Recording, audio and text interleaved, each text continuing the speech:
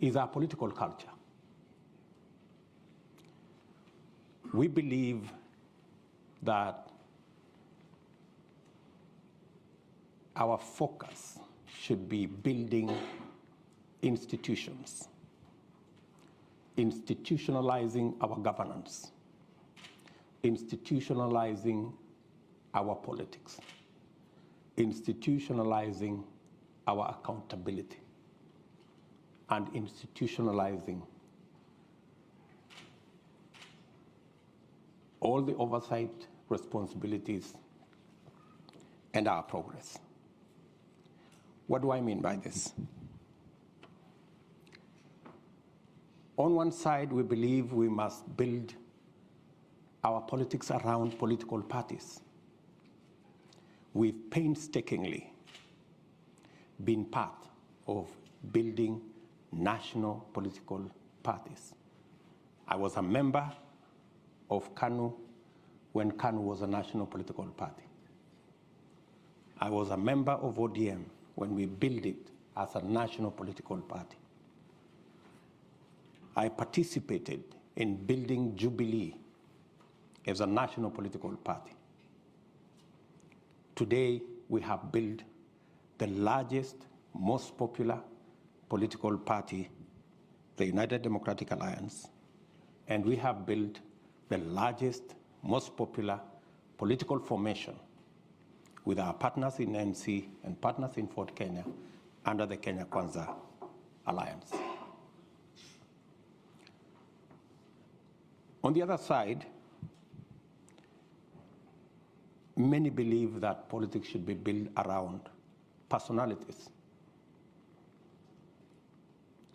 and personality outfits. The question I often am asked is, how will you succeed in your presidential campaign unless you have the support of Uhuru Kenyatta or the next guy or the next guy, oblivious of the fact that we have built the largest political party to many people. And that's the culture we need to deal with, is that the institution of a political party, they don't see the value of it, they see the personalities. And that's why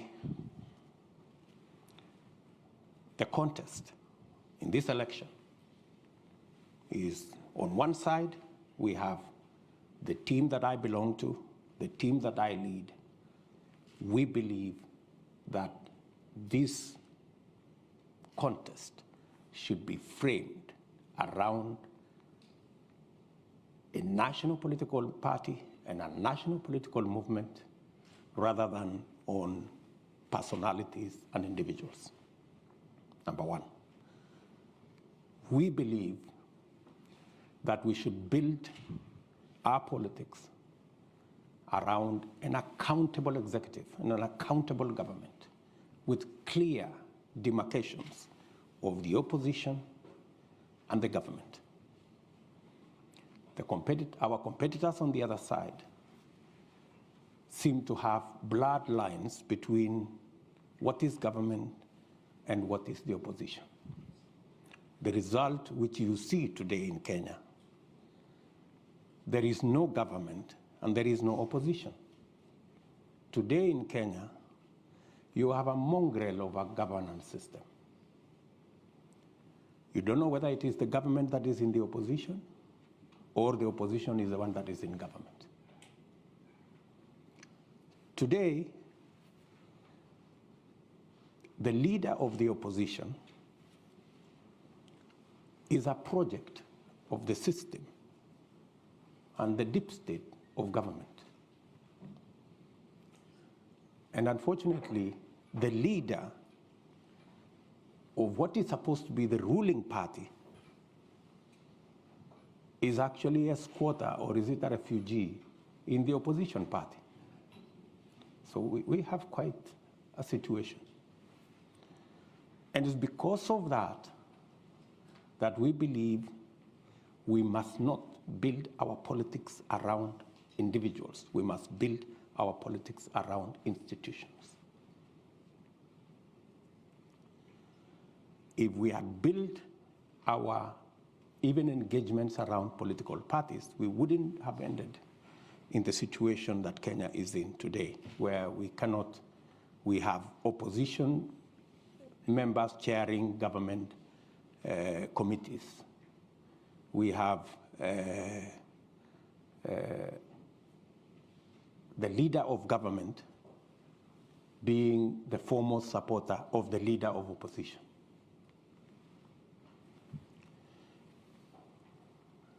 The third issue on that subject of political culture and building institutions.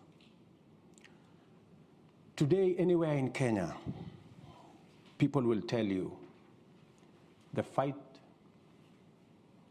apart from the oversight responsibility of the opposition over government being compromised because of the lack of institutionalization of our governance. Today, anybody in Kenya will tell you the fight against corruption is laced largely with political persuasion. If you have challenges of having stolen from the public, you only need to be a friend. You only need to profess that you support the handshake and you support the BBI, and you will have no consequences. It is our belief that accountability should be built and institutionalized. That's why we believe that the very first thing we must do in completing the implementation of the Constitution is to operationalize what the Constitution provides for, the judiciary fund, to give the judiciary the capacity, the financial independence to be able to deploy their full potential in discharging their constitutional mandate of adjudicating on disputes, dealing with matters of accountability, dealing with matters of corruption, so that corruption cases do not take 10 years because the judiciary is undercapacitated, because they do not have the resources to hire the personnel, the magistrates, the judges, the software, the hardware, to be able to discharge their responsibility. At the very first instance, it's our commitment that we must operationalize the judiciary fund and get the judiciary to do independently what they are supposed to do. The second item is the entire criminal justice system, from the DCI to the Inspector General and all the investigative authorities in between, must also be given what the Constitution says, their financial independence. Today, the IG, the Inspector General, the DCI, they run independent offices, but they depend on the office of the president for their finances. They do not have financial independence. There is a common saying, he who pays the piper calls the tune. So if somebody else is paying, that's how they decide who you go after and who you don't go after. That's how they decide if you are on this side of the political divide, there are no resources to prosecute. And if you are on this other side of the divide, there are resources to prosecute.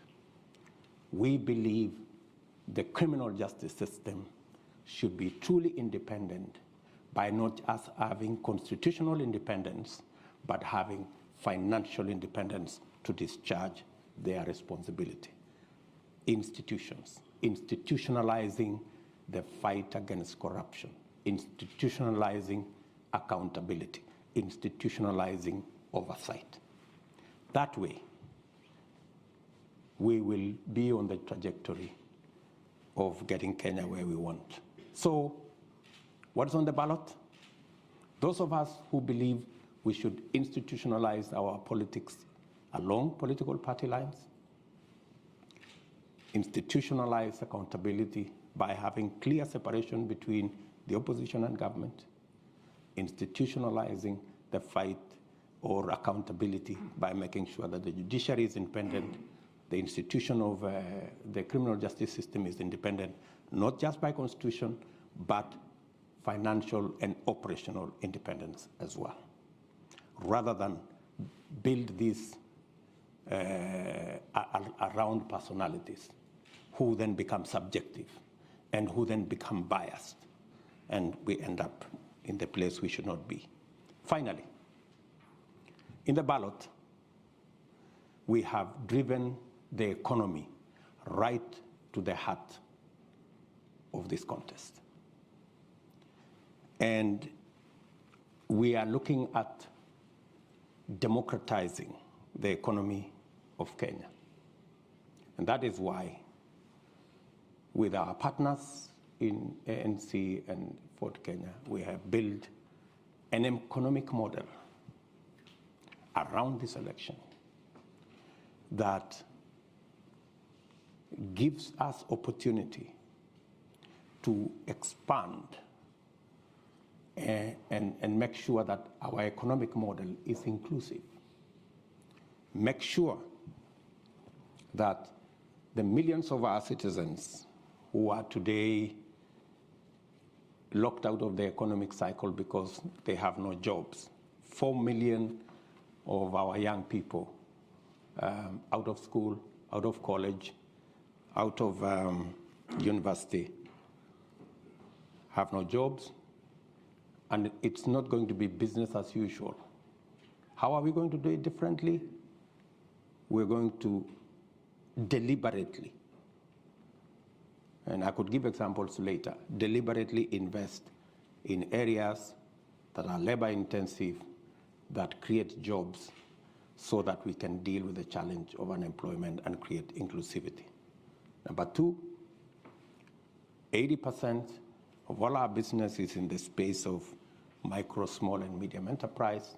We believe to create economic inclusion, this category, who suffer 3 challenges. They do not have legislation to protect their business.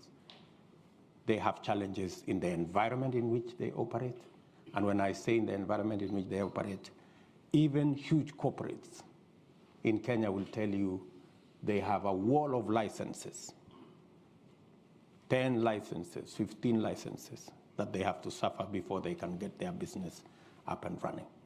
And finally, and this is especially for the micro and small enterprises, is the whole challenge of access to credit. It is really the elephant in that space. Let me give you an example. Because of the challenge of access to credit, we have a huge problem of predatory lenders. And because of predatory lenders, today, 15 million Kenyans are blacklisted on Credit Reference Bureau. 15 million Kenyans blacklisted is actually half our working population. That tells you there is a serious problem of access to credit. Many of these micro enterprises, research shows that many of them pay as high as 1,000% per year to access credit. Some 2,000%, while corporates access credit at 10%. the micro and small enterprises access credit all the way to 1,000%. It's reasonably. These are enterprises that end up making $1, $2, maybe $3 on a good day. And with just access to credit, reasonable credit, affordable credit, you can actually increase their income from $2, $3 to $6, $7. You can double their income just by making sure that we access credit. It's a challenge that we have, and it's a challenge we must deal with. Inclusivity again. And this is about the economy. And finally, we have to do something about the biggest sector that drives our economy. 25% of our GDP is contributed to by agriculture. 50% of our GDP, agriculture, plus all the linkages. So it's not possible to discuss the economy of our country without discussing agriculture. And agricultural transformation, right from interventions in seeds, interventions in fertilizer, interventions in market, interventions, getting rid of cartels, dealing with brokers, making sure that we have clear value chains. And if I give you an example, we are, for example, the largest producer of milk in the continent. We produce 5 billion liters of milk. But if you go to see our productivity, it's anywhere between 3 liters or 3 kilos and 4 kilos per cow.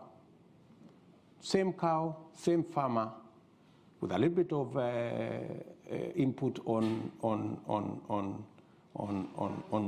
a different feed. You can actually take the same cow, same farmer, to 15 liters, 20 liters. You can triple, maybe quadruple their productivity. And we could turn around the fortunes of many, many, many in that space of agriculture. We import 180 billion shillings worth of food items into Kenya, when we have a huge farming community that can actually produce. 12 million households in Kenya are in the category that majority end up being net importers of food, yet they are farmers. We need to build the capacity, increase the productivity of these people who are already in the farms so that they can produce enough for them to eat. And with enhanced productivity, they can begin to help us manage the 180 billion import bill by supplying some of it. So that's really the trajectory I would want us to look at. So we have pushed this whole economic discussion into the equation. Our friends on the other side, maybe they will explain to you what I have had them talk about is the old stories, the things that haven't made a difference in Kenya. And so I consider that, as I conclude, I consider that the people of Kenya have a choice that cannot be clearer. And it will determine whether we go forward as a stable, progressive, democratic, constitutional country, or we regress to what we see part of the world going. Maybe we see what's going on in Ukraine, that people are beginning to roll back democracy, go back to more authoritarianism and that kind of thing. And the people of Kenya, in my opinion, their choices are very clear. They will choose wisely, and they will choose the next government that they know can deliver prosperity going into the future and overcome their challenges. Thank you very much.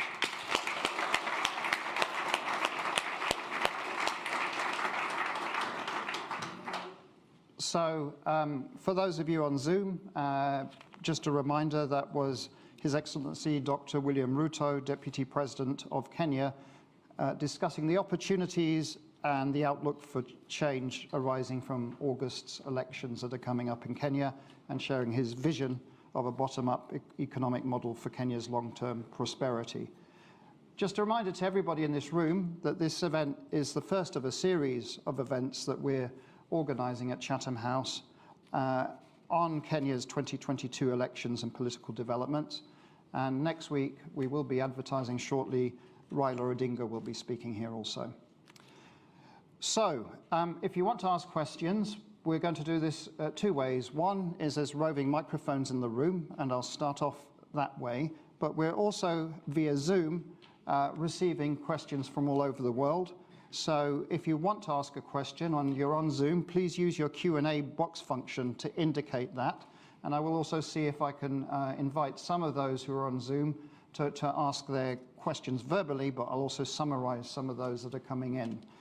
So again, we'll take 3 questions now from the hall, and the lady in the far left there, you, madam, please go ahead and ask your question.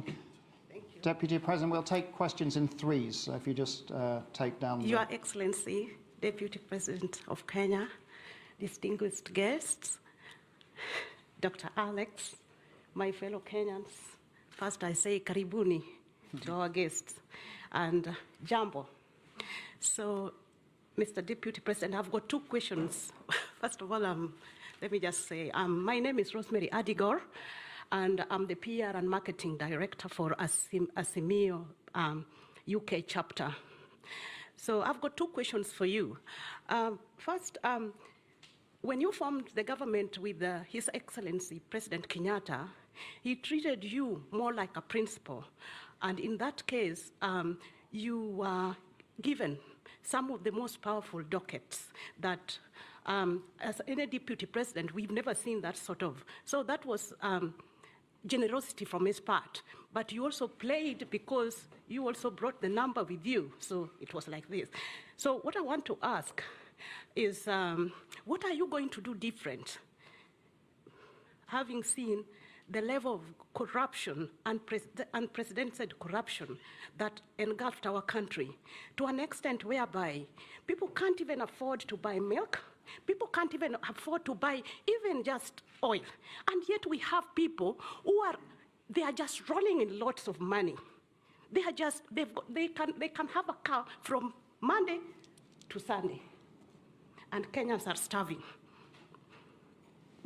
Second question, please, because we've got lots and lots of questions, please. So I just asked you, what are you going to do different to Kenyans? Second question, should you not win the election, are you going to concede defeat and be an advocate for peace in our country?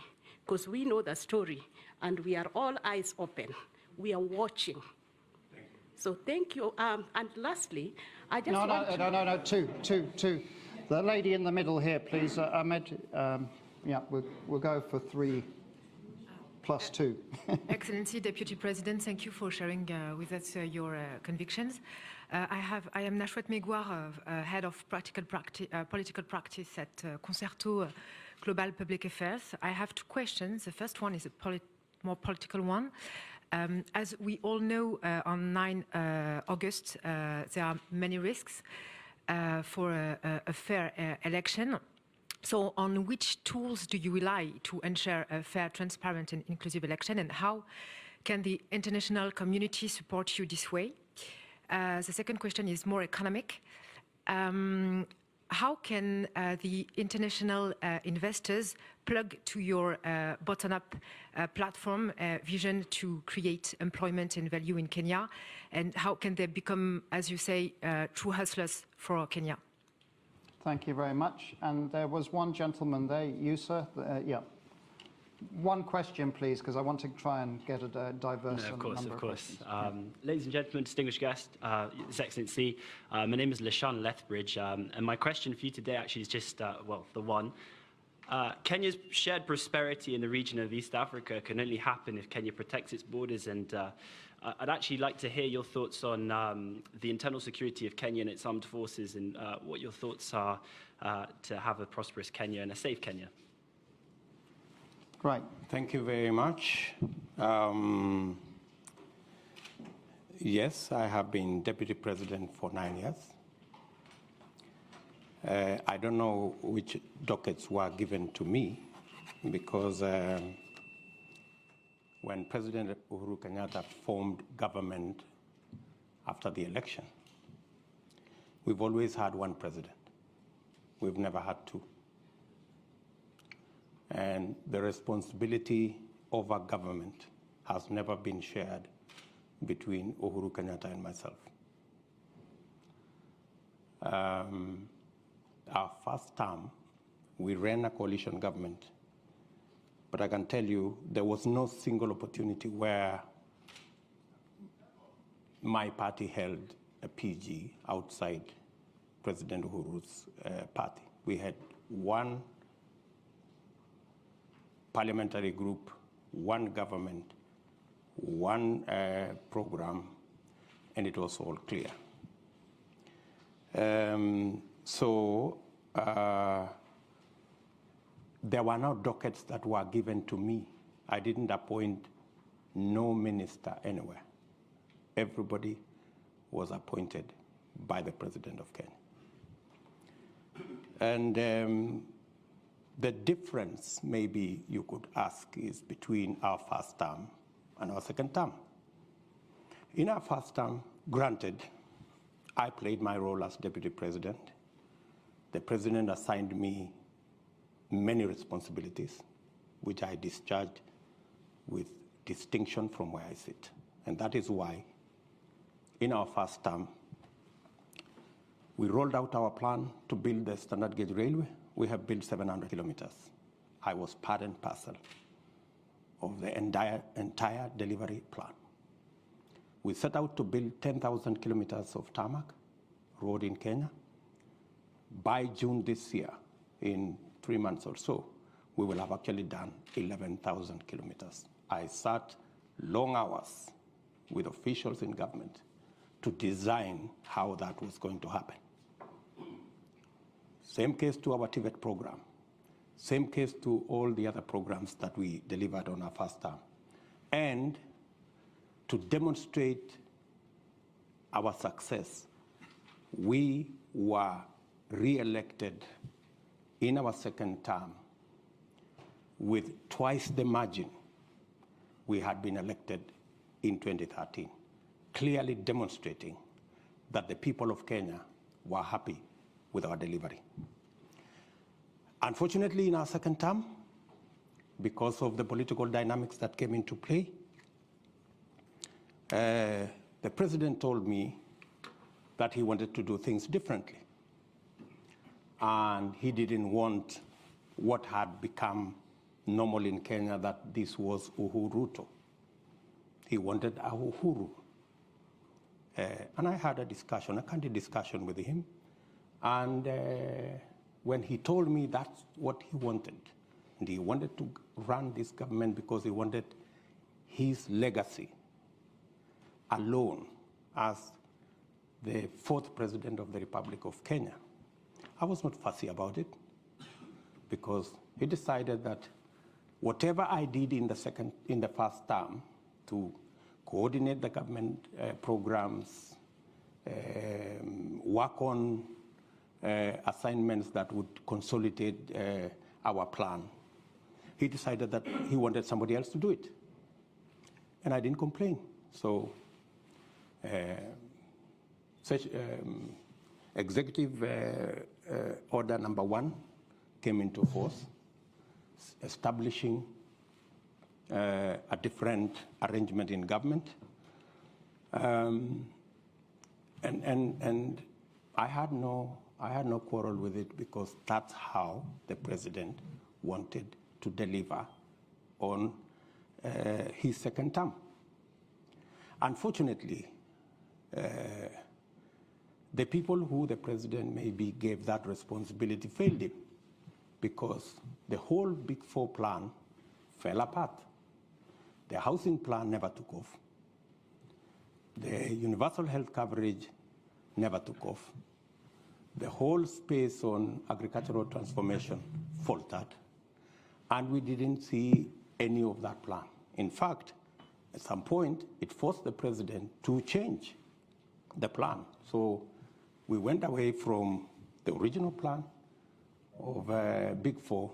We ended up with another plan called BBI, changing the constitution, working on all the rest of it, which unfortunately, again, went up in smoke because it was purely unconstitutional. So how do I do things differently? If we had done things the way we had done in our first term, making sure there are clear lines between the opposition and government so that government can be held to account, so that the opposition can play its role, so that instead of the opposition being lackeys and being brokers and being the ones organizing cartels in government and participating in corruption, they should be providing oversight. You're correct. You know, Kenya is in a worse place today. There is no oversight. The fellows who are supposed to provide oversight in the opposition are the ones driving the scandals from KEMSA to all this. They are the ones participating in the troubles. Coming to my grand lady here. Yes, there are people who are skeptical about whether we will have free, fair elections, and especially peaceful elections. The point of elections being violent for the last 3 elections has largely been the refusal by participants of the election to accept the outcome of the election. That has been the point of departure. I can say with a lot of confidence that the last 2 elections did not have tribal anglings. We largely ran 2 formations, one in NASA, one in Jubilee, that largely represented the face of Kenya on both sides. The only challenge that came is when our competitors refused to accept the outcome of the election, organized demonstrations, swore themselves in, did all manner of things, and drove the country into violence. The undertaking I give as a candidate, and I have done it publicly, is that William Ruto will accept the outcome of the election whichever way it goes.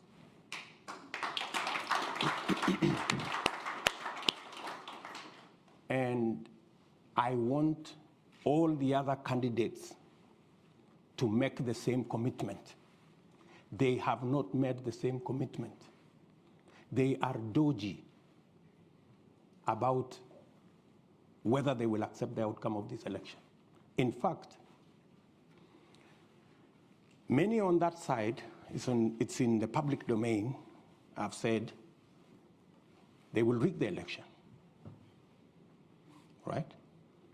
Many on that side have said to those who care, even if William Ruto wins this election, Uhuru Kenyatta will not hand over power to him.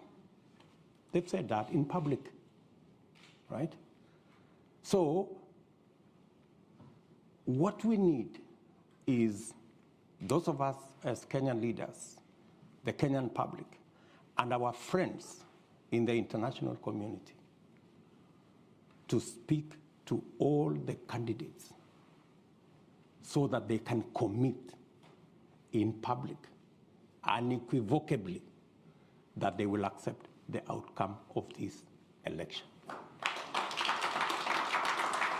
And I say so, especially the notorious ones who have never accepted the outcome of any election until they commit that if they lose this election, which is most likely going to be the case, that they will accept the outcome of the election. That way, we can guarantee peace after the election by making sure that all the participants do what I have done publicly. The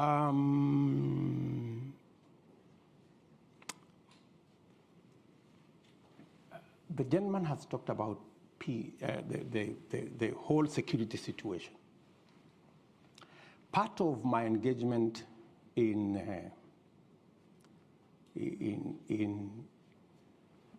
me reframe it first.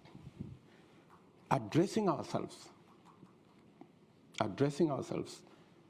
to the inclusive economic model goes a long way in managing the security situation within our country, because many of times the contestations and the conflicts are around resource sharing.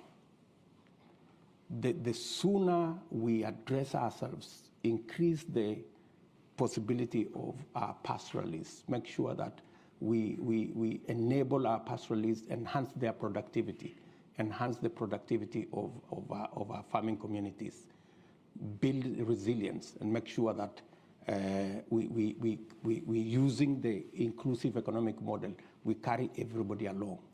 We will pacify the country within. And working with our development, with our international partners, and this is the discussion I was having with the State Department, and hopefully I will have that statement with the Minister for Defense and the Minister for Africa tomorrow here in the UK, is on how we can build on the partnership that exists at the moment to deal with violent extremism, and to deal with the challenge of terrorism, and to deal with the issues that are cross-border.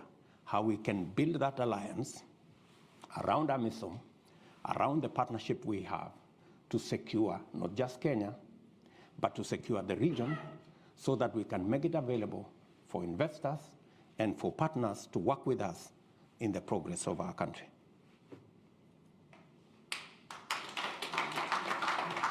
So I'm going to take some of the questions coming in from the continent and beyond. So be patient, please. We've got way too many questions here to deal with in the short time we have, but I will also overrun 10 minutes today, and I will overrun next week by 10 minutes also, so we have equity. So first of all, we've got Mutone Mwajere from Nairobi. If we can, if you'd like to ask your question live, please go ahead. Mutone. Are you there? Hi, this is Madani. Yeah, I'm here. Can you hear me? Yeah, please go ahead. We can hear you. This is Madani Wanyaki. I had several questions, but I will respect Alex and ask one. How do you reconcile your stance as a defender of the Constitution today with the fact that you mobilized the no vote in the constitutional referendum of 2010?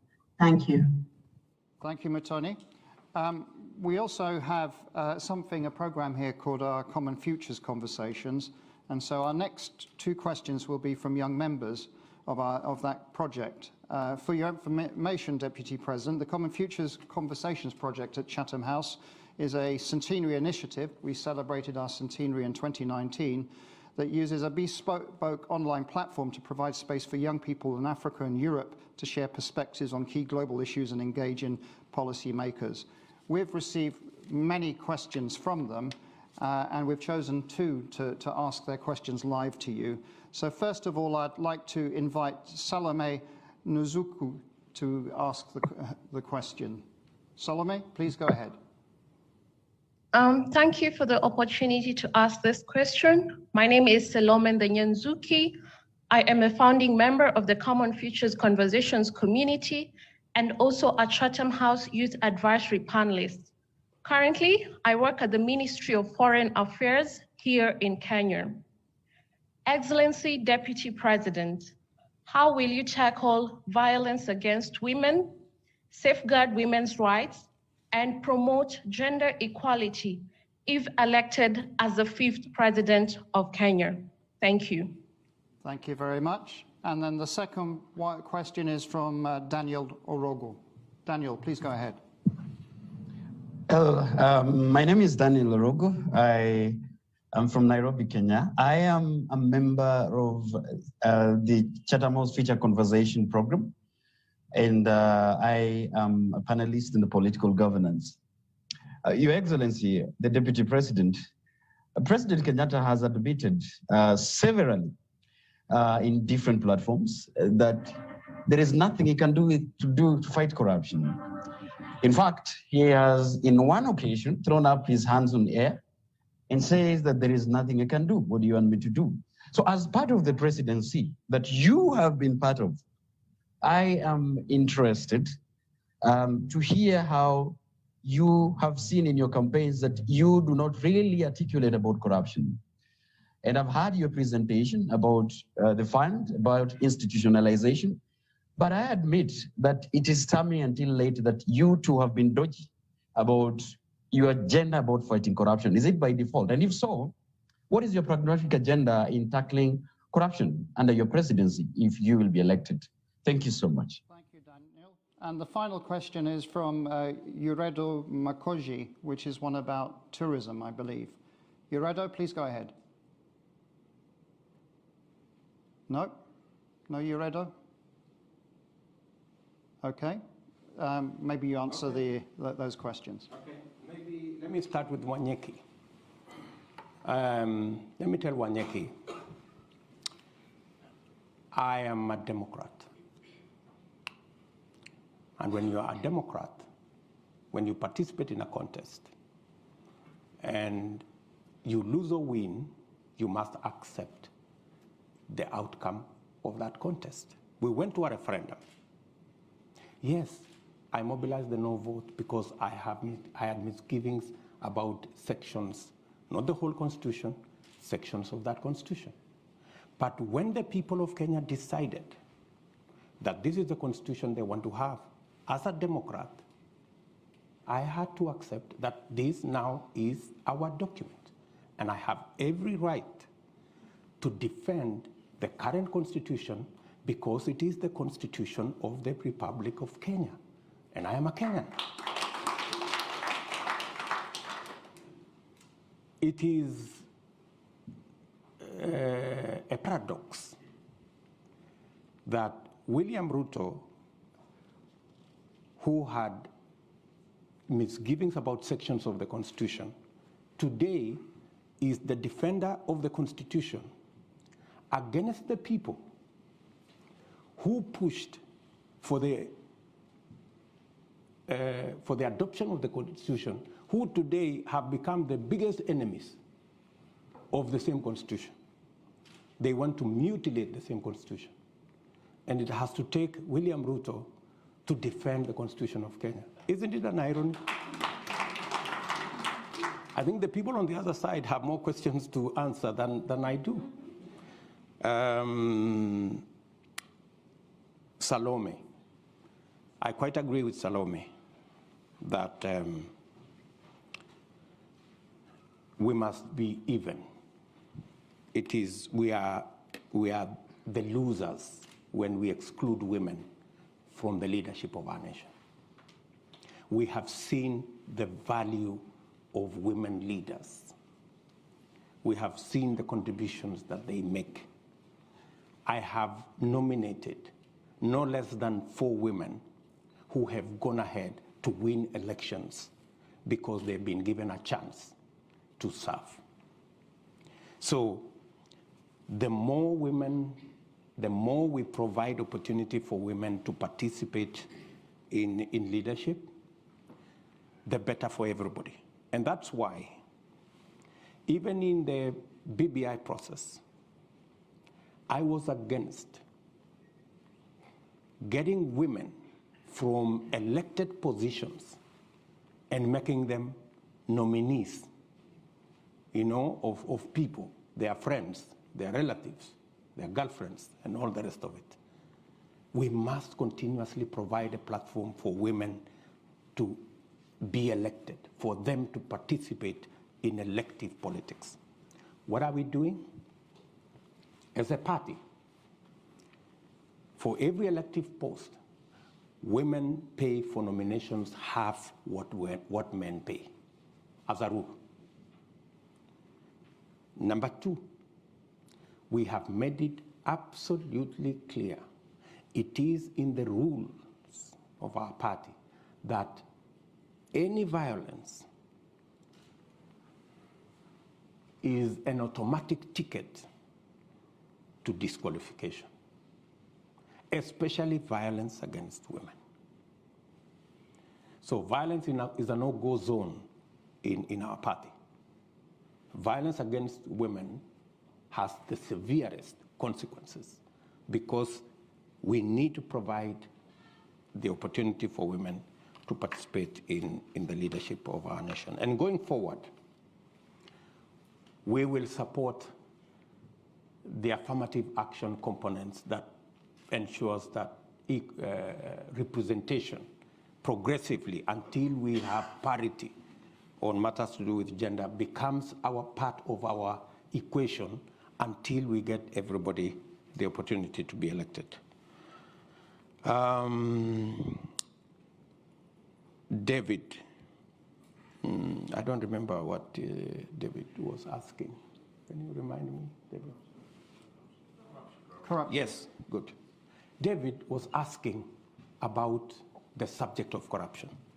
And precisely, he's captured it very well, that there are so many people who pontificate about the fight against corruption. He said, President Kenyatta at some point said there was nothing he could do. I think that's a question he needs to direct to President Kenyatta. I would not throw up my hands that I have nothing to do. I have something to do. I need to get the criminal justice system to have its own financial independence, give them the capacity, the software, the human capital, the hardware to deal with corruption. I have said that I will roll out the judiciary fund to enable the judiciary to deal with accountability by providing them the human resource, the financial independence, the hardware and software to be able to adjudicate over matters and to deal with corruption cases expeditiously. Part of the lethargy around corruption is because it takes 10 years for a corruption case to be dealt with. Why? Because the whole investigation chain is lethargic, and the judiciary do not have the capacity to fast track because they are constrained financially, because we haven't made it possible for them to have that capacity to deal with matters to do with corruption. I have been very clear in my mind as to why the fight against corruption is top on our priority by institutionalizing the fight against corruption. And it is not going to be something personal between me and my friends or my enemies. It is something between the criminals and the law. And in my very honest opinion, the rest of the people who are giving us long lectures about corruption, it is public knowledge in Kenya that there are people who run a laundry to clean, corrupt people. If you are a corrupt person, you just need to pass through some office, pay some small stipend, and all of a sudden you are a clean person, you have no case to answer. I don't think that's what fighting corruption is all about. I don't think personalizing the fight against corruption so that it is me versus my enemies, that's not how to fight corruption. The way to fight corruption is to build the institutions that can independently deal with the challenge of corruption. One final thing. Willie Mutunga, our former Chief Justice, when he left office, he said the one thing that he was very happy about is that the telephone line never rang with a call from State House. In 4 years that he was Chief Justice, not one day. It never rang. And he was very proud of it. Because that's how to keep the independence of institutions and to make sure that every institution does its job. And that's the essence of why the Constitution set up independent institutions to deal with weighty matters like oversight, accountability, and the whole criminal justice system. Okay, too many hands for the time we've got. Sir, you've had your hand up almost all the way through, so that might be that it's your lucky moment because it's such a strong arm, but you have to be quick, yeah? Just one question sharp. Please go ahead. Thank you. The Deputy President, my question to you, and this is to be fair to your competitors, it's not that they don't have an agenda. They have a very potent agenda. And to quote Abraham Lincoln, when America was at the point of dissolution, made a very great speech about a house divided against itself cannot stand.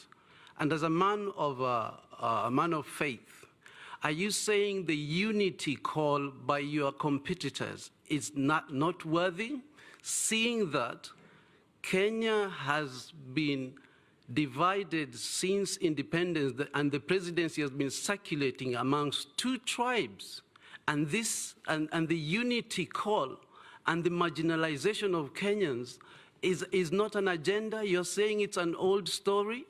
I really want to hear what you would respond to that. Thank you. Thank you very much. The lady in the middle just here. Yes, please. It's coming. Yep, your opportunity. Thank you very much. My name is Karen Juguna. I am a midwife here in the UK. I trained and practice here.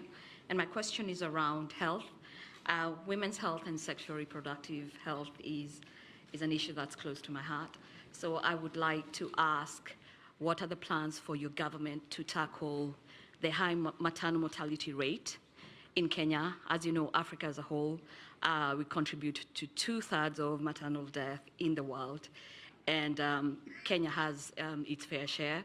And also to ask what your opinion is in terms of legalizing abortion, which is one of the highest contributors of maternal mortality, and how we can evolve these conversations that are very emotive and also very driven by our faith. But as a profession, putting my professional hat on, I think that we need to have this discussion.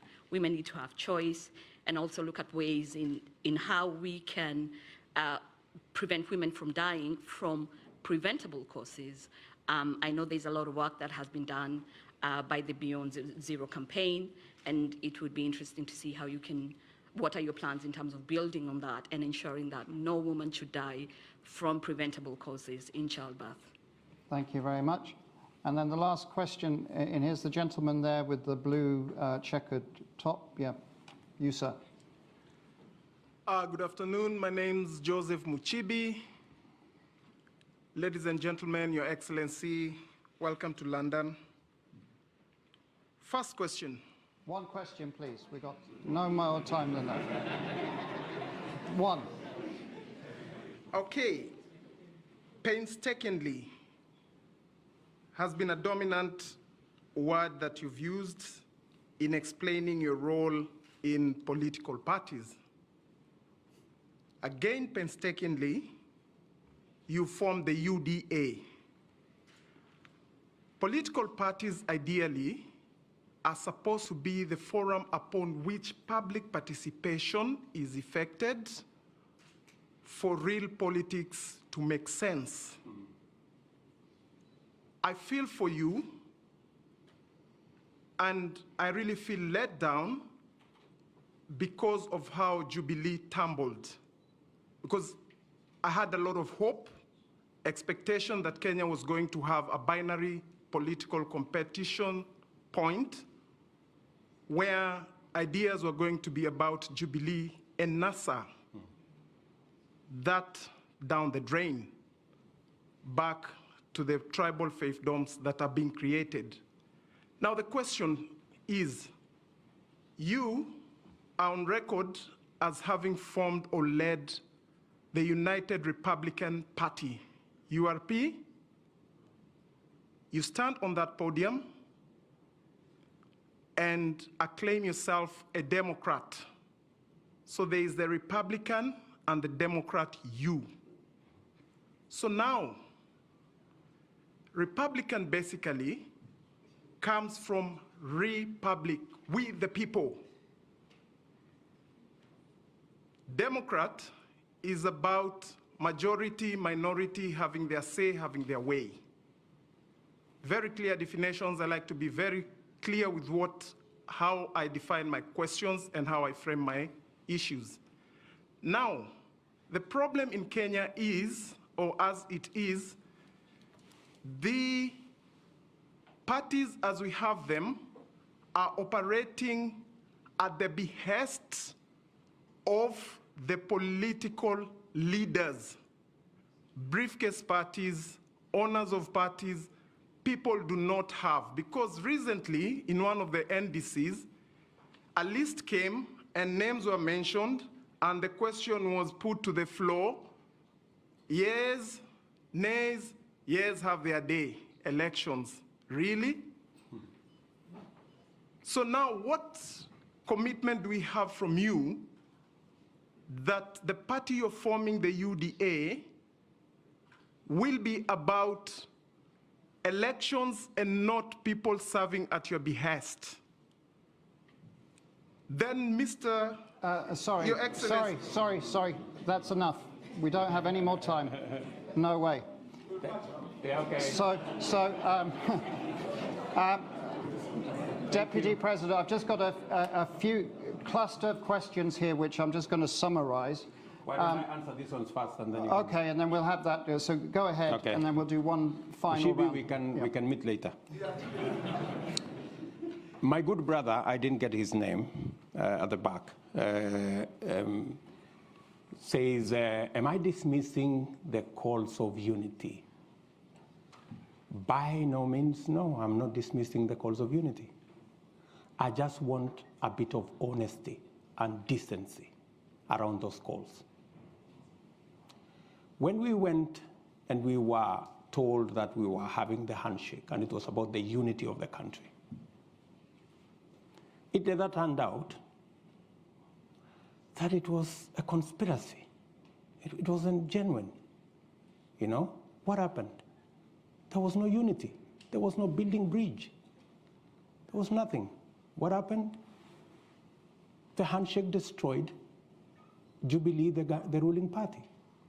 The handshake destroyed NASA, the opposition coalition. The handshake destroyed our Big Four plan.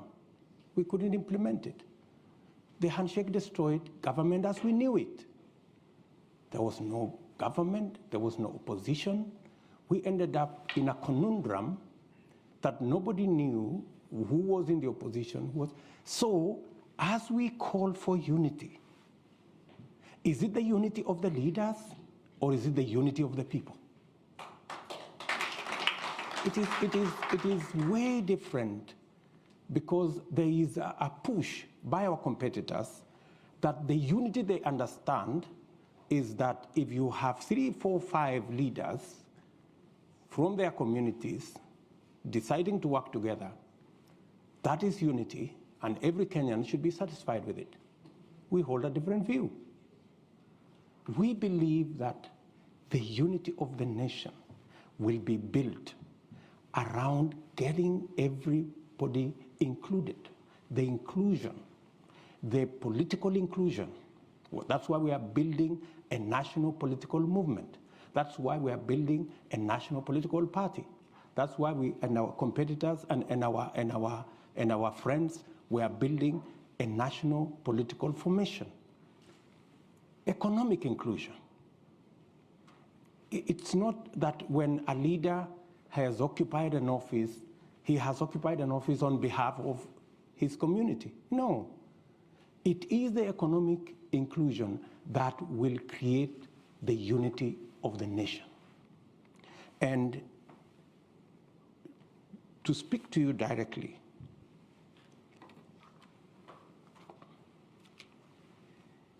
if you want to tell us today that you want us to believe you, that you are genuine about the unity of the country, you know? And you have just come from your commitment. You said, this is my commitment, this is my word as a leader. You've walked away from it. In fact, I consider the so-called unity, you know, people running away from their commitments, people running away from what they have committed to other leaders. And if you can lie, if you can cheat, if you can betray a fellow leader, what will you do to the people of Kenya? Huh? So, I mean, really, we have to be honest about this thing, you know, and that's we must speak candidly as Kenyans to these issues. Let's not gloss over big words, or, you know, unity of the country, second liberation, Mandela moment. No, I mean, this is all nonsense. I'm sorry. I mean, we really must speak to the real issues that bring people together. Health. Health is a very big issue. In fact, it's just that he squeezed time out of me. That's one thing that is at the heart of this conversation. We had a whole program on universal health. Unfortunately, we couldn't deal with it because we ended up chasing the BBI stories and the rest of it. So, what is our plan? We managed this year, in fact, three months ago, we managed to pass the changes to the law to make it possible for us to re-engineer the whole health space and make it possible for us to get to universal health coverage that carries with it your concerns on how women access health and how the citizens of Kenya access health. We now have the law that will give us a graduated contribution mechanism where people earning 6 figures like myself can pay more, and the people down the pyramid can pay less. And it is our considered view coming from experts and complete with actuarial expertise that it is possible under the new arrangement for us to double, if not triple, the resources that will be available to manage our health under our new health program as passed by the law in Parliament. That way, we can be able to deliver health in a much more predictable, quality health in a better way. And with it, you know, when we came into office in 2013, okay, I remember, I think it was in 2015, we then said that government of Kenya will pay through National Hospital Insurance Fund for every mother who gives birth. Many women avoided going to hospital because they could not afford, but we made it possible that every child must be born with health professionals in place. And that's why significantly we have reduced maternal deaths. With our universal health coverage properly rearranged, that will scale up those interventions. On matters to do with abortion, the law is very clear in Kenya until it is changed that if the health or the well-being or the survival of the mother is in jeopardy, doctors are legally given the permission to save the life of the mother. So that the provision on where life is in danger is already captured by our law. maybe then, unless you're talking about something much more progressive, then that's another discussion. Kenya is a democratic country. We will have a conversation. And when we get to that place where we make that decision, then we will implement it in whatever fashion that the law will provide at that point in time.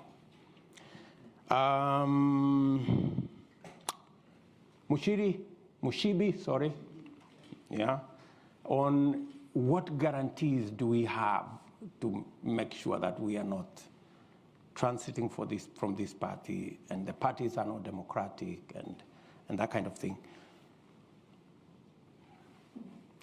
I am the biggest loser when it came to the collapse of Jubilee. I had invested, the same way I see that passion in you, I had invested a lot of emotion, a lot of effort in building the Jubilee Party. Unfortunately, we tried. The members of my team who are sitting here, who are members of Jubilee, know that I was the last person to accept that we move out of Jubilee. I was the last person. They are here, they are seated in this table. I was the last person. Everybody else had come to the conclusion that Jubilee cannot be saved. We have to get out because this Jubilee has been taken hostage by people who did not want us to have a platform to be able to prosecute a national agenda. And when there was no option, we left. But the flip side is that we ended up with a much more popular party than Jubilee. We ended up with people even who were not in Jubilee joining us. Some of them from other political parties, some of them even from ODM. We even have members of ODM who are sitting in this audience today who have joined us in UDA. So that's what it is. So I quite, the same way you sympathize with me, I also sympathize with you because I could see you are a great believer in that party. We don't have any more time for questions from the audience. This is the Royal Institute of International Affairs, so there are two questions that I've got from Joel Keefe and also from Amitav. One is, if you're president, what's your position on the East African community? How are you going to get unity on it? And do you have a vision for common currency? And the second question was about what's going on in Ethiopia. How worried are you for Kenya? Those are the two questions. I have participated as Deputy President on many fora discussing what we need to do about East Africa community. We've moved it when we came into office. We've moved it several steps. In fact, today, I think the intra-trade in East Africa is about either 18 or close to 20%, making it the most progressive trading bloc in the African continent. We have provided the leadership for that to happen, eliminated barriers, requirements for people can now cross borders in East Africa using IDs. Students learning in different countries can pay fees using local currency. I think we are making that progressive. We are admitting DRC into EAC as part of building the necessary network that would enable us to do more trade. And I believe that EAC presents an opportunity for not just Kenya, but for the international community to work in the East Africa arrangement and access opportunities from any of the countries into the East African region. I also see EAC as a building block to Africa Continental Free Trade Area. That space is very important because it gives us in the continent latitude to access and to persuade investors from the rest of the world that we have a mechanism that they don't have to do multiple things in every country, that operating from one country, you can have access to the entire African market. As to the issues going on in Ethiopia, I believe from a Kenyan perspective that we must work with Ethiopia towards a peaceful resolution of what's going on in Tigray. Ethiopia is so important to Kenya because if anything were to happen to Ethiopia, it would put a lot of pressure to Kenya, because then we become the only country stable that can then, anchor that whole region. So Ethiopia is important to us.